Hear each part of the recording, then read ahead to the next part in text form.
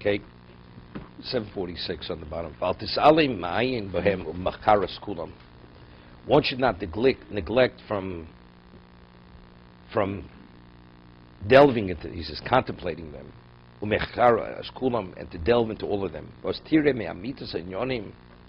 will see from the truthfulness of all the issues,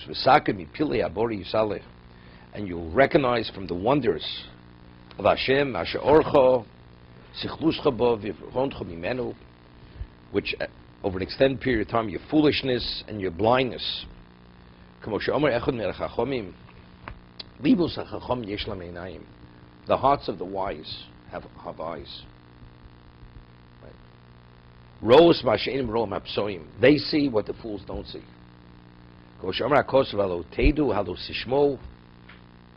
You should know and you should listen.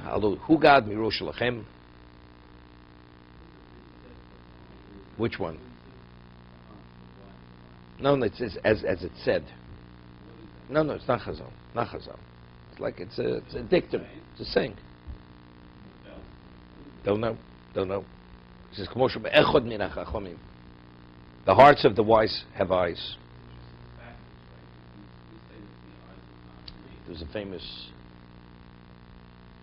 There was this Jew in Europe before World War II, and he had a colleague who wasn't Jewish, wasn't observant, and he was a Alexander Chassid, Alexander Rebbe in Europe.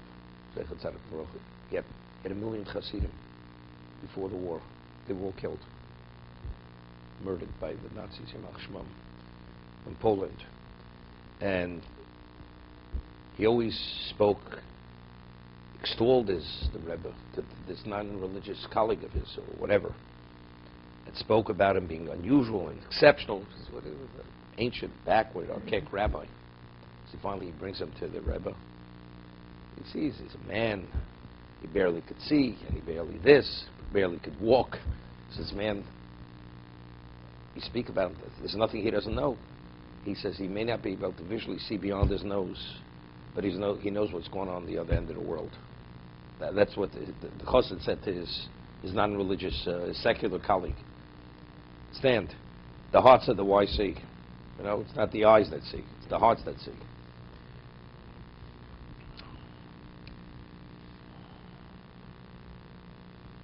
There was a book that was written by Shlomo Lawrence.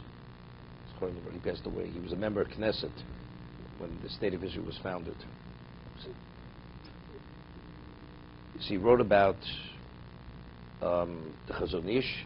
He was a confidant of the Chazon Ish, of the Brisker Rov, or of Shach. And he shares many personal experiences, how he was advised as a member of Knesset exactly what to say, what not to say, and how to say it.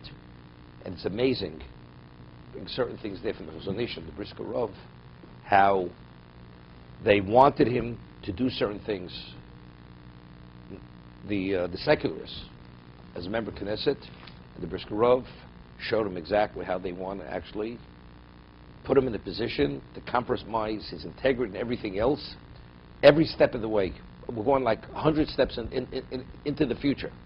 And everything was exactly the way the Brisker Rov said. Exactly. It's a very nice book. It's put out by Feldheim.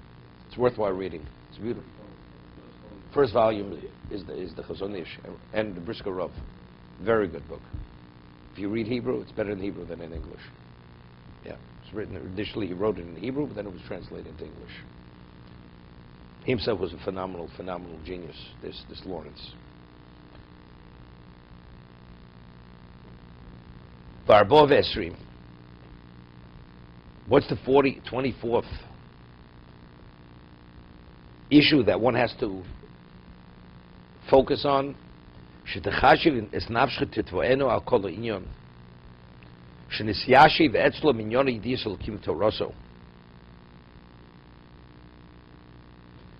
That you should, he says, you should make an accounting regarding and confront your neshama, all the ideas you have formed on subject relating to knowledge of God and His Torah. The words of the earlier generations. the teachings of Binyone HaTfilos She'adati Mistaruscha Breishis Kidmuscha V'Haschol Limudcha. Whatever you've been exposed to in terms of Yiddishkeit, you have to rethink everything and reflect on everything. He's saying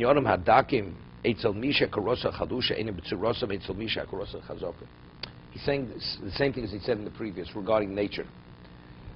You have an education. You taught Chumash, Breishis Bar Elokim. You realize Breishis Bar Elokim when you were taught when you're 5 years old and 10 years old means something else when you're 20 years old. But if you allow yourself to be locked in to when you were 5 years old, as a 60-year-old, you're not going to understand any differently. Breishis Bar Elokim. So you have to reflect and delve deeply on that to understand and to apply a mature mind, an experienced person, to that, to have an appreciation of what lies there. And we say, you study the Gemara, even in depth. Not too much, it has nothing to do, just concepts. And you study a Ketzos, it's profound. Ketzos HaChoshen, commentator on Choshen Nishpat, relating to the Gemara. And you study when you're 18 years old, 20. You study that same Ketzos when you're 40, and you've been involved in learning. Because of your breadth of knowledge, and now that you understand many other things, it takes on another dimension of value. You're able to grasp it, and you internalize it at a different level. It's like any value in life. As you mature, as you become more experienced, as you see more of life, you esteem it and you see its value to a greater degree because of your life experience. That's if you become wiser as you get older. Otherwise, it means nothing. I've heard it before.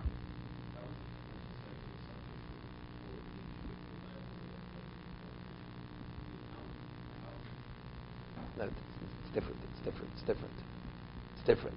But it's true regarding values of life.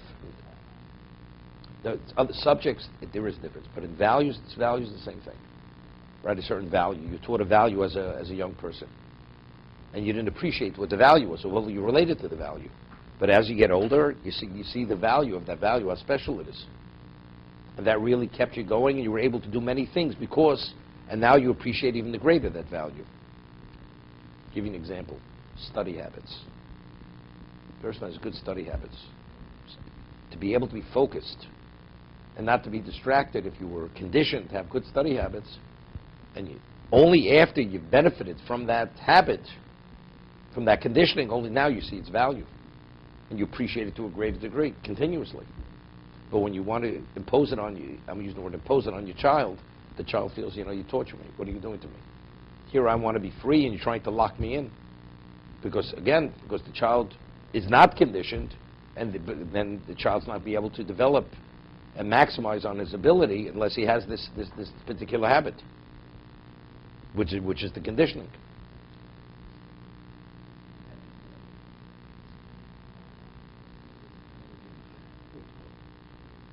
Okay?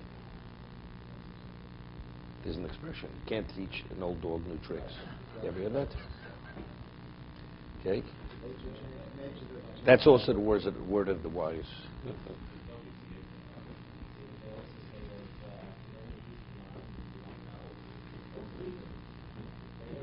No. That means you haven't toiled sufficiently. No, I'm not talking about toiling. I'm talking about habits. Habits is nothing with toiling. It's not easy.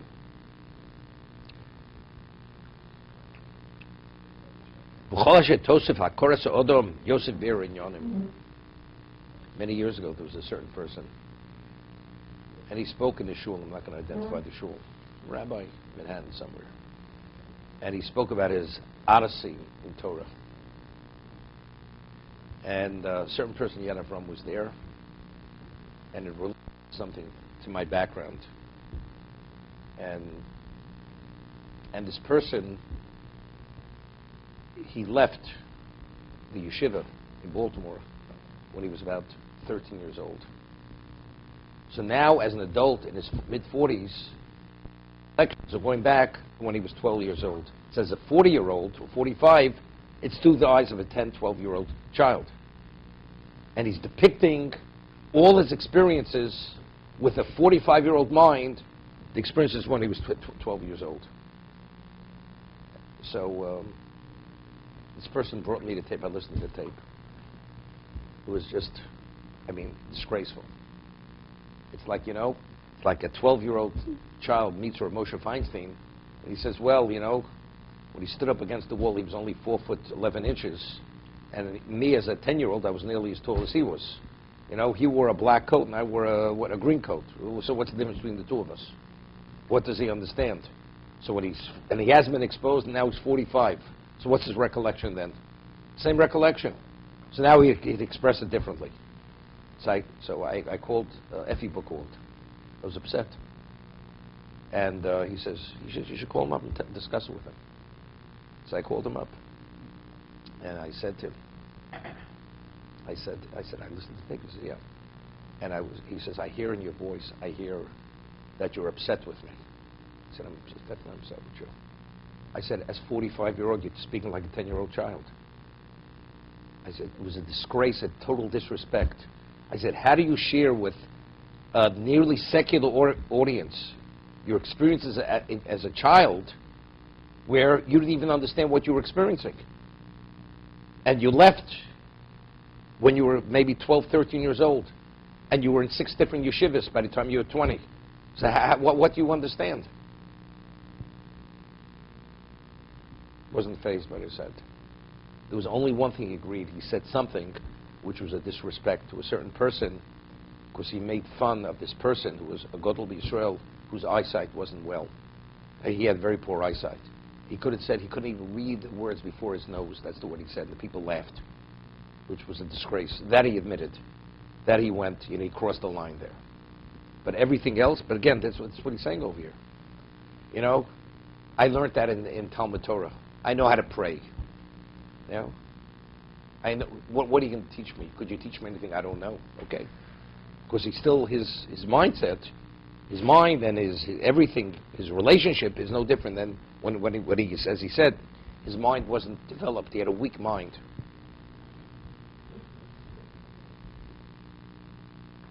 He said, once